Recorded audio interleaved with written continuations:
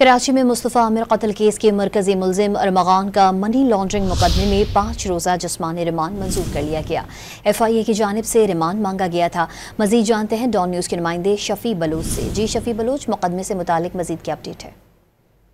हाँ जी, FIA की जानिब से इंसदाद दहशतगर्दी की मुंतजिम जज की अदालत में FIA की जानिब से मुलजिम अरमगान के जिस्मानी रिमांड की इस्तदा की गई और अदालत से इस्तदा की गई कि मुलजिम के 14 रोज़ा जिस्मानी रिमांड दिया जाए, क्योंकि मुलजिम के खिलाफ इस मुकदमे में मनी लॉन्ड्रिंग के मुकदमे में कई शवाहिद इकट्ठे करने हैं और मुलजिम से जो कंप्यूटर जो लिए गए, कब्जे में लिए गए, तो उनकी भी अब जो है नो फोरेंसिक करानी है, लिहाजा मुलजिम के मजीद जिस्मानी रिमांड दिया जाए। इस पर अदालत ने तफ्तीशी अफसर की इज़्ज़ा पर मुलजिम को जो है वो जिस्मानी रिमांड पर FIA के हवाले कर दिया है। 5 रोज़ जिस्मानी रिमांड FIA को दे दिया अदालत ने और आइंदा समात में मुलजिम को जो है मुतल्लिका कोर्ट में पेश करने का अदालत ने हुक्म दे दिया है।